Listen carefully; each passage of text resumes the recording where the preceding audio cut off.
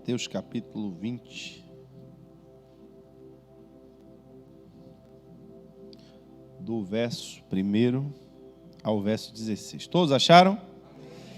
Eu vou ler rapidinho. A palavra de Deus diz assim: Jesus disse: o reino do céu é como o dono de uma plantação de uvas, que saiu de manhã bem cedo para contratar trabalhadores para a sua plantação. Ele combinou com eles o salário de costume, isto é, uma moeda de prata por dia, e mandou que fossem trabalhar na sua plantação. Às 9 horas, saiu outra vez, foi até a praça do mercado, e viu ali alguns homens que não estavam fazendo nada.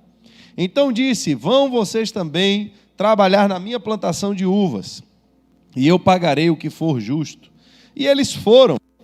E ao meio-dia, às 3 horas da tarde, o dono da plantação fez a mesma coisa com outros trabalhadores. Era quase 5 horas da tarde, quando ele voltou à praça. Viu outros homens que ainda estavam ali e perguntou: por que vocês estão o dia todo aqui sem fazer nada? É porque ninguém nos contratou, responderam eles. Então ele disse: vão vocês também trabalhar na minha plantação. E no fim do dia, ele disse ao administrador: chame os trabalhadores e faça o pagamento, começando com os que foram contratados por último e terminando pelos primeiros. Os homens que começaram a trabalhar às 5 horas da tarde receberam 1 moeda de prata cada um. Então os primeiros que tinham sido contratados pensaram que iam receber mais. Porém, eles também receberam 1 moeda de prata cada um. Pegaram o dinheiro e começaram a resmungar com o patrão, dizendo: estes homens que foram contratados por último trabalharam somente 1 hora, mas nós aguentamos o dia todo debaixo desse sol quente. No entanto, o pagamento deles foi igual ao nosso. Aí o dono disse a um deles: escute, amigo, eu não fui injusto com você. Você não concordou em trabalhar o dia todo por 1 moeda de prata? Pegue o seu pagamento e vá embora, pois eu quero dar a este homem que foi contratado por último o mesmo que eu devo ter. Por acaso não tenho o direito de fazer o que eu quero com o meu próprio dinheiro? Ou você está com inveja somente porque fui bom para ele? E Jesus terminou dizendo: assim, aqueles que são os primeiros serão os últimos, e os últimos... Feche seus olhos. Pai, estamos na tua casa nessa noite, Deus. Pedimos, meu Pai, pelo teu Espírito Santo em nosso meio, que seja aberto os nossos olhos, meu Pai, os nossos ouvidos, para compreendermos, meu Pai, a essência, Senhor, dessa parábola. Não queremos, meu Pai, apenas ter a compreensão de uma história ou apenas de uma lição de moral, mas queremos, Senhor, que essas palavras se manifestem no nosso espírito, nos trazendo vida, entendimento, sabedoria celestial. Coloca em nós, meu Pai, a tua essência e faz, Senhor, com que possamos andar, meu Pai, em conformidade com a tua mente. É o que te pedimos nessa noite, em nome de Jesus. Eu quero, queridos, trazer para a igreja, inicialmente com essa parábola, um despertamento sobre verdadeiramente, inicialmente, isso é só para a gente começar. Por isso que eu lhe disse que eu não sei se eu concluo essa parábola hoje. Mas nós precisamos entender, irmãos, o que é o reino de Deus. Precisamos entender porque Cristo e o Espírito Santo, Cristo trouxe os seus apóstolos, e o Espírito Santo fez com que esses apóstolos se reunissem, e ali, quando o Espírito se manifestou, eles começaram a organizar o que hoje nós chamamos de igreja. Qual era o propósito disso? Qual era a finalidade disso? A parábola diz: o reino do céu é como. Nós precisamos entender que essa parábola ela traz uma comparação. Não quer dizer que no reino do céu tem uvas, não quer dizer que no reino do céu tem moeda de prata, mas quer dizer que a essência do que está aqui escrito e o entendimento daquilo que foi apresentado por Jesus, de alguma forma analógica, de uma forma análoga, vai se aplicar àquilo que existe no reino dos céus.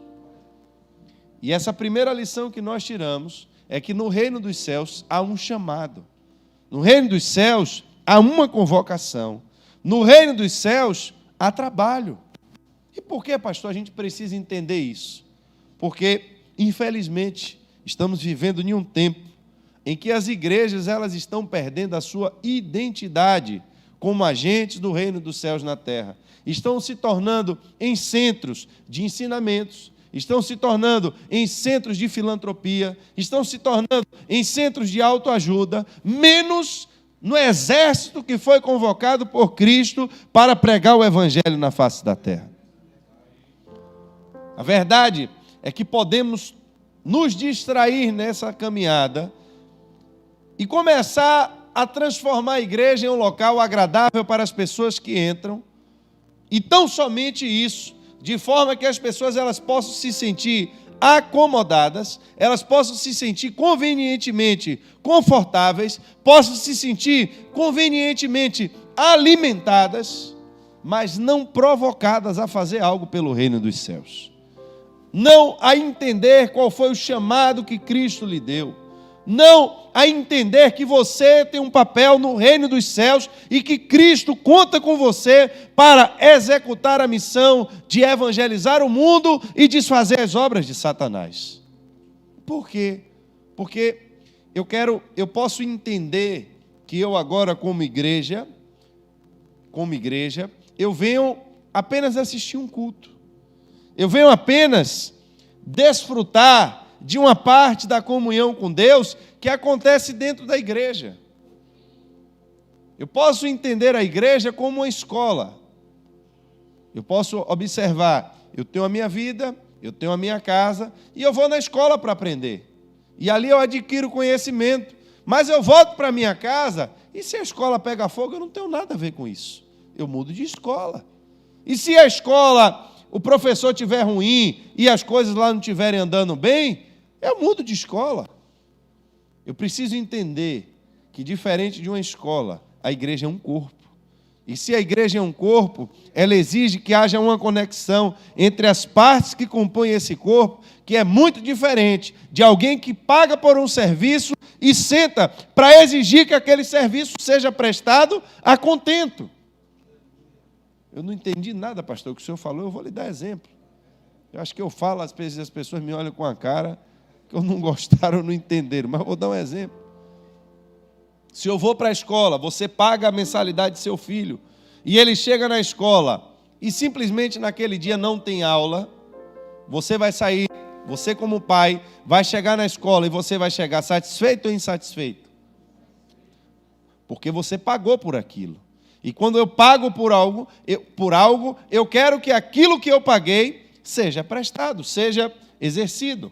Eu paguei por conhecimento, então eu preciso que o professor esteja preparado, eu preciso que o professor chegue lá sabendo o assunto que ele vai ministrar. Por quê? Porque é obrigação dele. E se ele não fez, eu gostaria que a coordenadora fosse avaliar aquele professor. E no fim das contas, o dono da escola tem que se responsabilizar porque ele está recebendo o meu dinheiro. Essa é a visão mecânica de como funciona um estabelecimento comercial. Mas dentro da sua casa, a sua relação com o seu filho, ela não é assim que funciona. Seu filho não estabeleceu um cardápio para você, colocou na geladeira e chega e diz: olha, minha mãe, hoje eu quero bife, purê, arroz e ainda quero uma salada de alface. Não é assim que funciona. Ainda que você mesmo tenha criado um cardápio na sua casa, se um dia daqueles você acordou e não está a fim de fazer comida, sobrou o resto do cozido de ontem, e você vai esquentar para comer o resto de ontem, isso não dá o direito de quem mora com você na sua casa ou de seu filho vir reclamar com você nesse nível e dizer: olha, você está descumprindo algo e eu quero que a comida seja essa. Não é assim que funciona. Então o que é que difere a escola da relação que eu vivo em casa? É exatamente eu entender que a complexidade de algo que eu estou pagando me dá o direito de cobrar de uma forma que não é a mesma forma quando o vínculo que me une dentro da minha casa não é mais porque eu estou pagando, mas é um vínculo afetivo, é um vínculo social. Esse é um cuidado, irmãos, que nós precisamos ter, nós que sentamos nos bancos, principalmente. vocês que estão aí, eu quando sento aqui para ouvir alguma ministração, porque eu posso começar a avaliar as coisas que são produzidas na igreja com um senso crítico de cobrança, como se eu estivesse pagando por um entretenimento, como se eu estivesse participando de um evento, o qual eu tenho o direito de exigir o que eu quero. E eu não me coloco como parte desse processo. Aqui é onde está o problema. A igreja tem que ter pessoas para poder evangelizar. A igreja tem que ter pessoas para cantar bem. Eu quero uma música boa. A igreja tem que ter pessoas para cuidar dos meus filhos enquanto eu estou assistindo o culto. A igreja tem que ter pessoas para manobrar o meu carro. Mas se a igreja tem que ter tudo isso, e eu sou a igreja, o que é que eu estou fazendo na participação de tudo isso? Ou, o que é que eu estou colaborando para que tudo isso funcione? Observe, queridos, preste atenção. Eu estou falando de igreja, esqueça essa igreja. Eu não estou falando dessa congregação. Eu estou falando da igreja de Cristo. Houve um momento em que Pedro disse, olha, está acontecendo aqui uma baderna aqui dentro dessa igreja, porque a igreja é primitiva, cheia do poder de Deus. Mas, na hora que começou a dividir comida dentro da igreja, deu problema. Por quê? Porque o pessoal, como diz o ditado popular, só queria puxar a sardinha para a sua brasa. Então vamos servir primeiro as nossas viúvas, depois a gente serve os estrangeiros. Ele disse, será que eu vou ter que parar de pregar para poder ir dividir comida? Então, Pedro começa ali agora um processo de entender que ele tinha um chamado. Deus tinha colocado e confiado o Espírito de Deus se manifestando através dele, através daquilo que Jesus Cristo tinha incumbido ele de fazer. Ele compreendeu que dentro da igreja haviam pessoas capazes de bom testemunho, pessoas que estavam cheias do Espírito Santo também, mas que não tinham sido chamadas da mesma forma que ele. Se Deus me chamou para pregar o Evangelho, se Deus me chamou para anunciar a palavra, não sou eu quem vou parar de anunciar a palavra para poder dividir comida. Aí começa a função dos diáconos da igreja. Mas observe, eu quero que você entenda isso em nome de Jesus.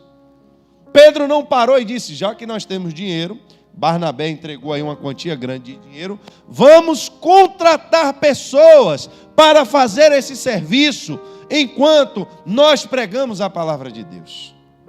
Irmãos, eu sinto a necessidade de trazer essa ministração para a igreja, mas peço que o Espírito de Deus desperte na mente de vocês essa realidade de uma forma muito viva, porque eu sei que com as minhas palavras eu vou ser incapaz de tentar traduzir para vocês essa visão tão grande de Deus. Eu quero que você entenda que a igreja estava rica. Eu quero que você entenda que a igreja tinha muito dinheiro naquele momento. Tinha acabado de nascer, mas você reparou que Jesus acabou de nascer pobre e ficou rico? Alguém já se deu conta disso? Porque Jesus nasceu ali no meio do jumento, do burro, não sei o quê. Daqui a pouco chegam uns caras lá, meu irmão, e tome-lhe coisa de ouro aí para você, tome mirra, tome incenso, tudo aquilo era caro. Agora, meu irmão, por que Deus fez esse provisionamento?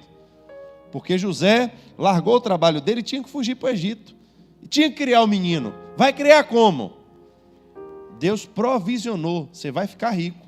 Estava pobre, o menino pobre ali na manjedoura, mas quando o pai do menino entendeu que nasceu, mandou a provisão. Os discípulos, o pescador, todo mundo quebrado, liso, estava ali, tinha uns ali que já tinha abandonado o trabalho, tudo andando. A igreja começa, irmãos, o Espírito de Deus entendeu o quê? Vai ter que pregar para todas as nações, não foi isso que Jesus falou? Como é que a gente vai prover isso? Como é que a gente vai sustentar os missionários? Como é que a gente vai crescer? Então aí o Espírito Santo, para aquele momento, entendendo, irmãos, o que ia acontecer logo à frente. Não ia demorar muito tempo. O Império Romano, por causa de uma insurreição, contratou um exército de mercenários que eram totalmente contra, e eles tinham ódio dos judeus. Quando aquele exército, a mando do Império Romano, entra na cidade, eles destroem tudo, queimam a cidade, eles acabam com tudo. O Espírito Santo de Deus já sabia o que ia acontecer. Para que vai ficar juntando dinheiro? Para que vai? Vamos pegar esse dinheiro, meu irmão, venda tudo que você tem. Por quê? Porque daqui a pouco isso não vai ser nem mais seu. A gente vê as coisas na Bíblia acontecer, não entende. Por que o Espírito Santo de Deus mandou todo mundo vender tudo? Porque dinheiro você bota no bolso e foge. E sem dinheiro você ia fazer o quê? A terra não era mais sua, se foi invadida. Se o Império Romano tomou tudo de todo mundo. Vai ler a Bíblia. Vai ver lá o que ficou na cidade. Vai ver a história. Ficou nada. O povo tomou tudo, destruiu tudo, acabou com tudo. E vai o povo corrido. A cidade, a Bíblia diz que o templo pegou fogo. E aí a estrutura de ouro. A Bíblia não, me perdoe, é a história. A história dos hebreus. Você pode conferir isso no livro de Flávio Joséfo. Ele fala que quando o fogo começou a pegar nas paredes, o ouro derreteu, e aí descobriram que o ouro desceu para a fundação do templo, porque o ouro escorre igual água quando ele está derretendo. Só que eles queriam levar o ouro. Como é que leva o ouro agora? Tiveram que cavar as fundações do templo, para que cumprisse a palavra que Jesus disse: não ficará pedra sobre pedra. A questão é que aquele templo ele tinha levado muito tempo para ser construído. Aquele templo tinha um investimento muito grande de recursos econômicos, de pessoas, e era um símbolo de riqueza para aquele local. Só que Jesus, no ministério dele, ele não se preocupou em construir uma casa. Ele não se preocupou em construir uma barraca. Mas ele investiu em vidas. Ele disse: olha, tem um templo que vocês não conhecem. Destruam esse templo e eu vou reconstruir ele. Aí depois você vai ver a Bíblia direto dizer: vós sois templo do Espírito Santo de Deus. Enquanto as pessoas estavam de olho num templo físico, Jesus levou 3 anos forjando templos vivos para o Espírito Santo de Deus. Levou tempo forjando pessoas para que elas fossem capazes de receber em si agora a presença do Espírito Santo de Deus, e não só recebessem em si, mas fossem capazes de preparar outras pessoas para que o Espírito Santo de Deus não ficasse mais preso a uma casa, mas pudesse se espalhar por todo o mundo através das pessoas que estavam cheias do Espírito Santo de Deus. Não está mais na casa, não está mais no templo, mas agora ele está nas pessoas. Ele construiu templos que já se acabaram, aquelas pessoas já morreram, mas o Espírito continuou em outras pessoas. E a grande questão é entender agora que, para essa missão, para que esse Espírito que estava naquelas pessoas pudesse alcançar outras pessoas, esse Espírito começou a mover o coração, ainda que eles não soubessem o que ia acontecer, que a destruição viria, que o templo seria destruído. Eles não sabiam nada, mas o Espírito vem e coloca no coração deles: vendam tudo e tragam para a igreja, doem tudo para a igreja ficou rica. A igreja, no primeiro culto, 3.000 pessoas, e dava comida para todo mundo, irmãos. Eles faziam como para poder dar comida a esse povo? Senhor, temos aqui um pedaço de pão, temos aqui um pedaço de peixe, por favor multiplique e vamos alimentar as pessoas. Era assim? Como é que tinha comida para todo mundo? Por que a igreja conseguia comprar comida para todo mundo? Porque a igreja tinha dinheiro. Porque Deus trouxe recursos, o Espírito Santo permitiu que houvesse agora um investimento pesado na fundação daquela igreja. Só que o que eu quero que você entenda é que mesmo vivendo tudo isso, mesmo sendo uma igreja rica, na hora de nomear pessoas para desempenhar um trabalho, Pedro disse: eu não quero profissionais. Aqui nós não vamos contratar pessoas para desenvolver um trabalho que é espiritual, mas eu quero pessoas de bom testemunho e que sejam cheias do Espírito Santo de Deus. Eu não sei se você está conseguindo entender onde é que eu vou chegar com esse negócio. No tempo antigo, no Antigo Testamento, as pessoas que iam executar funções no reino de Deus, elas praticamente já nasciam, já herdavam isso da família que eles nasciam. Você nasceu em que tribo? Nasci na tribo de Levi. Então, já existe uma destinação de Deus sobre a sua vida. Já existe um chamado de Deus sobre a sua vida. Você é quem? Eu sou filho de fulano de tal. Então, você é uma criança de 1 ano. Mas a gente já sabe que o próximo sumo sacerdote vai ser essa criança.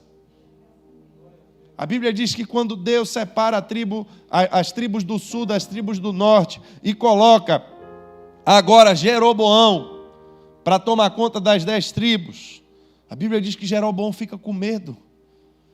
Ele diz, olha, o povo vai começar a voltar para o templo, vai que esse povo se volta para Deus, para a casa de Davi, eu vou ter que fazer 2 bezerros aqui, vou fazer um altar para o povo não ter que adorar a Deus da forma que Deus ensinou, eu vou criar facilidade para o povo. Irmãos, por que é que o povo aceita adorar bezerro de ouro? Porque é mais fácil você dizer às pessoas, você pode andar menos para adorar a Deus, do que se fosse o contrário. Você vai ver na história que Deus dá a Israel toda aquela terra, mas diz, vocês vão ter que vir para adorar e sacrificar o Senhor nesse templo, nessa casa. Havia um local destinado para adoração por Deus. Não podia ser em qualquer lugar. Tanto é que as tribos que ficaram do outro lado do Jordão, assim que termina aquele primeiro período de guerra ainda, eles constroem um monumento e as 10 tribos mandam pessoas para lá, para saber o que foi que eles construíram, para saber se eles não tinham feito um altar em rebeldia a Deus. Ele diz, não, nós não vamos sacrificar aqui nesse altar, isso é apenas um símbolo, para que os nossos descendentes se lembrem, e os seus também, de que um dia nós estivemos com vocês e que somos irmãos, mas nós vamos obedecer a Deus exatamente como Ele disse, e vamos sacrificar apenas no lugar o qual Deus destinou para ser a sua casa. Jeroboão disse, não, esse negócio não vai dar certo, eu vou facilitar o processo. Presta atenção, irmãos, quando vem para dificultar o processo, às vezes a gente não aceita. Talvez se o diabo chegasse para Eva e dissesse, olha, eu acho que Deus lhe enrolou aí, porque não deixa você comer das frutas do jardim. Eva disse, não, que negócio, conversa é essa? Eu posso comer de tudo, só tem uma fruta aqui que eu não posso comer. Mas eu acho que Deus não lhe explicou direito, não, deve ter mais umas 10 aí que você não pode comer. Será que Eva cairia no golpe do Satanás tão fácil? Porque ele não veio para facilitar, veio para dificultar. A Bíblia diz, não pode fazer sexo antes do casamento. Aí, eu nunca vi o diabo aparecer para dizer, não pode beijar também. Nunca vi. Já viu o diabo aparecer para dificultar ainda mais aquilo que para a gente já parece difícil? O diabo não aparece para fazer essas coisas. Ele só aparece para facilitar. Não, minha filha, você está errada. Deus, ele disse que não é para comer, mas é porque ele tem medo, porque no dia que você comer, você vai ficar sabida demais, vai ficar igual a ele. Deus não é tão bonzinho como você pensa. Então, eu vou lhe dar um argumento para facilitar aquilo que você já queria fazer. O diabo vem para isso. Que nada, meu irmão, vai lá, faz lá o que você quer fazer. Você está vendo, fulano fez, não deu nada. O outro fulano lá do fundo também fez, não deu nada. Sua amiga da escola também fez, não deu. É com você que vai dar alguma coisa? O diabo não vem para lhe dizer, olha, meu irmão, fulano sabe de quem, mas você é filho de Deus. Ele vem para dizer isso? Não vem nada. Quando Jeroboão vem, irmãos, eu quero que você entenda aqui, quando Jeroboão vem, que ele institui agora os seus altares idólatras, ele sabia que aquelas pessoas que foram chamadas por Deus, aqueles que eram escolhidos de Deus, não iam se submeter a fazer uma infâmia daquela, mas alguém vai ter que fazer os sacrifícios, alguém vai ter que fazer o culto. Se eu não tenho os que foram escolhidos por Deus, o que é que eu vou fazer? A Bíblia diz que ele contratou pessoas para fazer aquele ofício.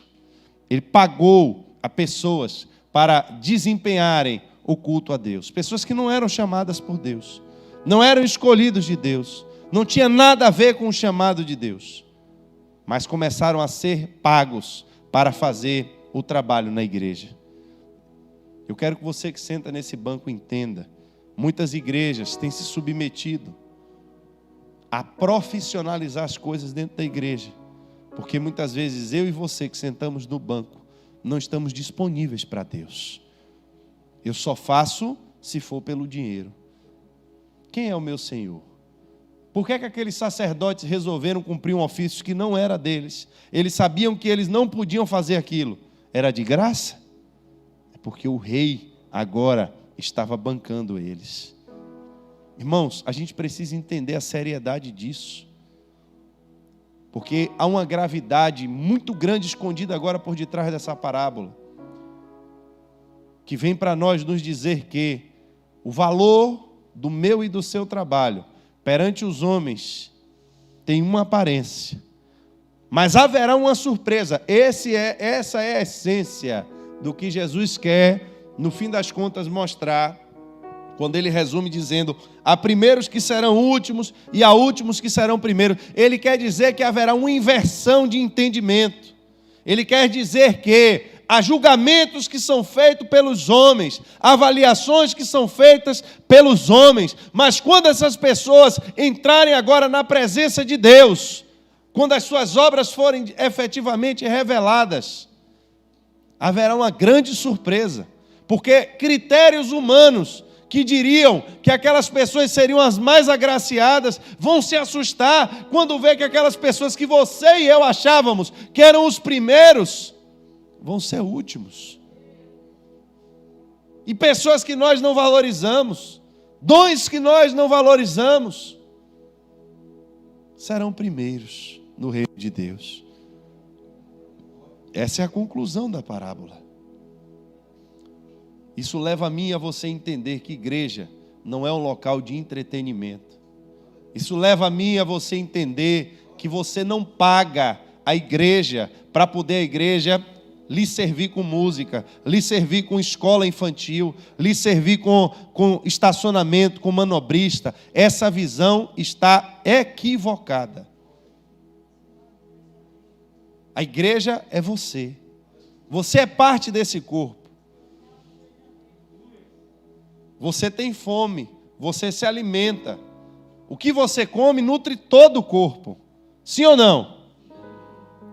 Mas você efetivamente utiliza basicamente as suas mãos para que o alimento chegue na boca.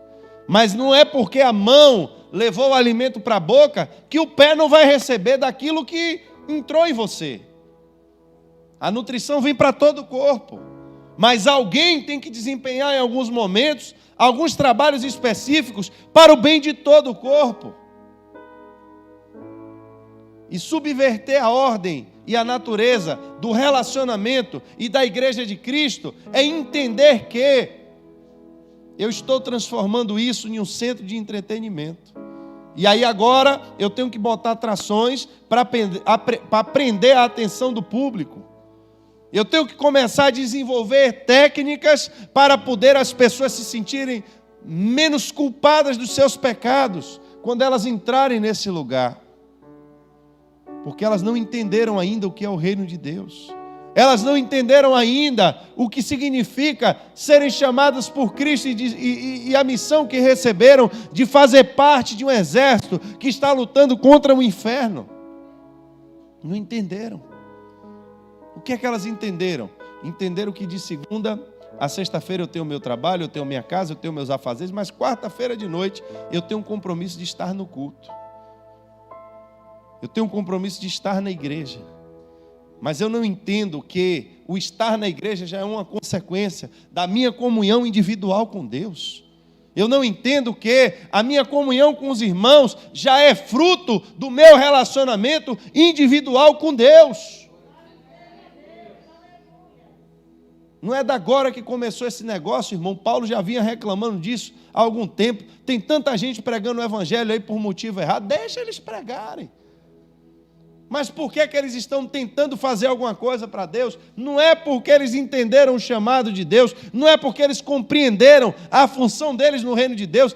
Ele chega a dizer que tem pessoas pregando o evangelho por ambição egoísta. Ou seja, eu estou pregando o evangelho para eu me promover, para que vocês elogiem a mim, para que o meu nome, para que o meu rosto, para que a minha imagem cresça. É isso, ambição egoísta. Tem pessoas assim, e não é da agora. Quem viu foi Paulo lá no começo. Você acha que esse espírito acabou? Acabou não. Mas a igreja de Cristo, ela precisa ter um despertamento. Entender que a parábola diz que ninguém aqui foi chamado para poder plantar uvas. Ninguém foi chamado para arar a terra. Mas aqui há um chamamento em época de colheita. Cristo, quando ele chega na fase já final ali do seu ministério, ele diz: olha, observe, os campos já estão maduros. Já chegou essa fase da colheita. Nós vamos ter que agora rogar ao Pai. Não é porque o problema está lá fora, o problema está dentro. O problema são a falta de ceifeiros. Se você olhar a reclamação ou o motivo pelo qual Jesus diz que nós deveríamos orar, não era para que Deus amolecesse o coração das pessoas que estão lá fora. Não era para que Deus nos desse uma palavra mais forte. Não era. Não era para que Deus fizesse mais sinais e mais prodígios. Não era. Ele diz: olha, o problema são ceifeiros.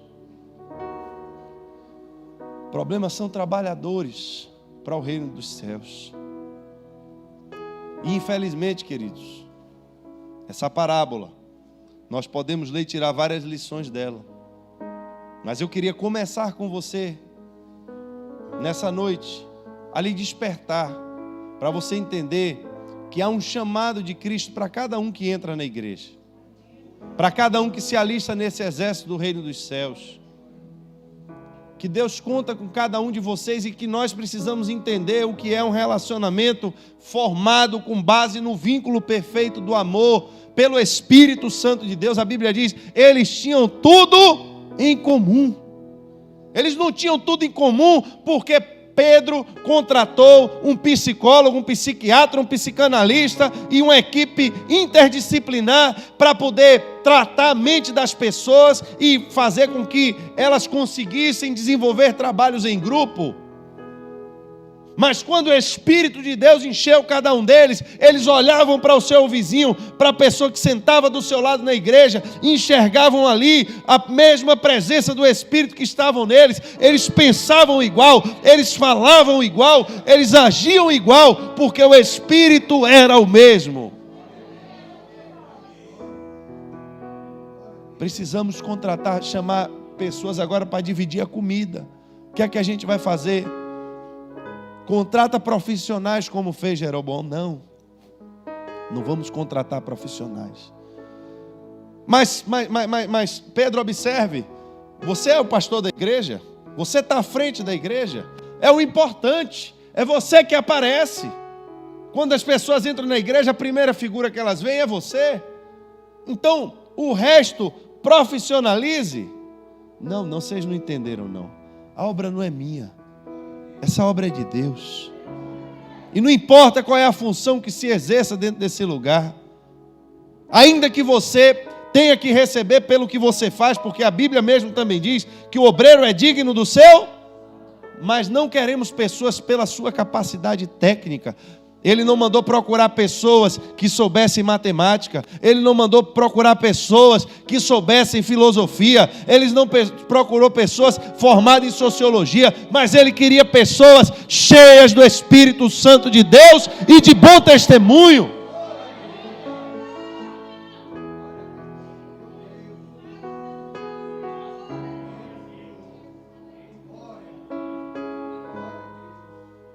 E a visão que eu deixo para você, para encerrar por hoje, a gente continua na próxima quarta.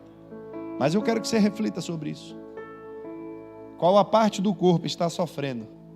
Porque eu não estou atuando nela. Essa é a pergunta. Qual a parte do corpo que está sofrendo? Porque eu estou me omitindo daquilo que Deus me chamou para fazer.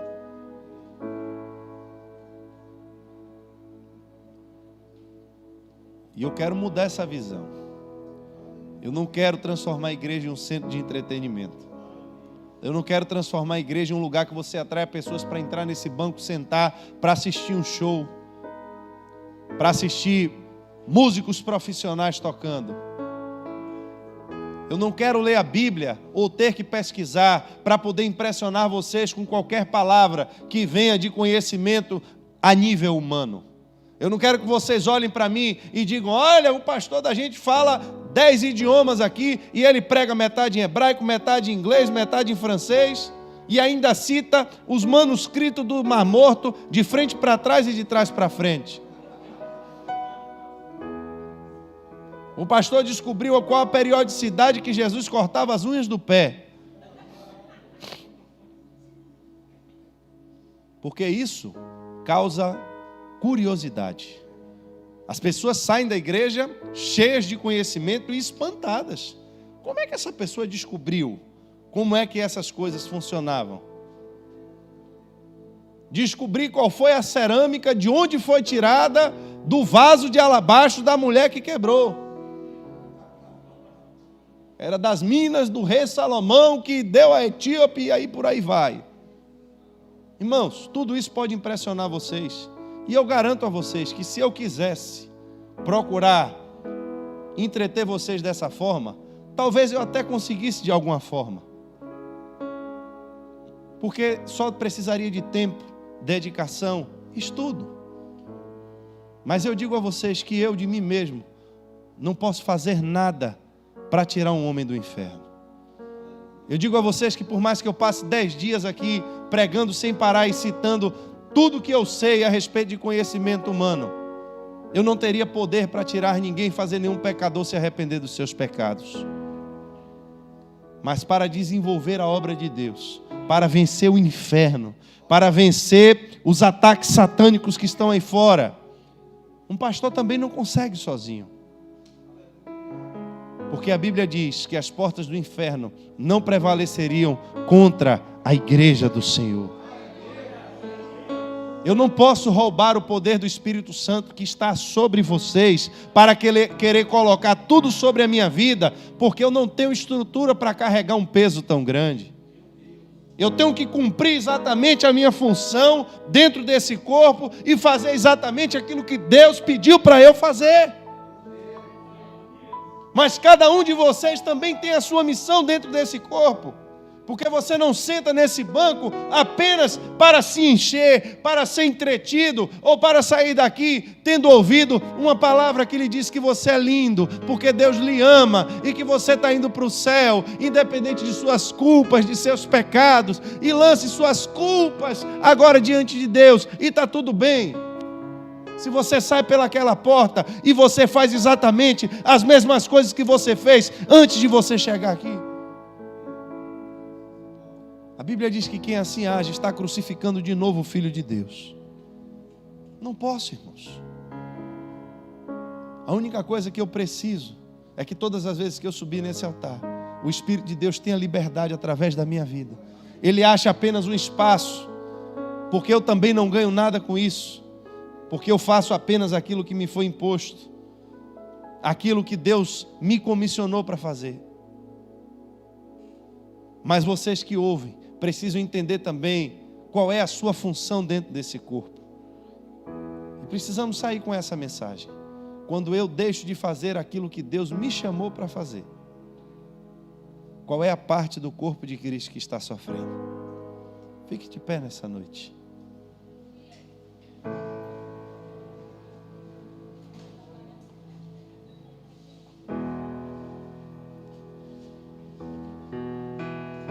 Vamos, Jesus, ver o entretenimento que se tornou o templo. A glória não é mais do Deus do templo. Veja o tamanho do nosso Deus, porque fizemos um templo em honra ao nome dele. Acabou. Deus não tem mais glória. Ninguém honra mais Deus. Ninguém respeita mais Deus. E o que é que eles respeitam? A imponência do templo. Pelo que é que eles juram? Pelo ouro do templo. Nós precisamos tomar cuidado, irmãos, para que não venhamos a começar a escolher a igreja como a gente escolhe um filme para assistir no cinema. Precisamos tomar cuidado para que não venhamos a desenvolver esse senso crítico. Eu entro aqui, vou ver o que é que tem para mim, se for bom eu fico, se não for bom eu saio. Como você pode ser uma família de Cristo dessa forma? Como você pode pertencer à família de Cristo assim? Não é assim que as relações familiares funcionam. Hoje me trataram bem em casa, hoje minha mãe me tratou bem, então eu sou filho dela. Mas se não me tratar, amanhã eu vou ser filho da vizinha. É assim? A igreja precisa resgatar a unidade do Espírito Santo de Deus. Você que senta nesse banco precisa se sentir efetivamente parte desse corpo. Você precisa se sentir, de fato, chamado pelo próprio Cristo, ao qual Ele disse a você também: ide por todo mundo, pregue o Evangelho a toda criatura. Eu vou continuar na semana que vem essa mensagem. Feche seus olhos.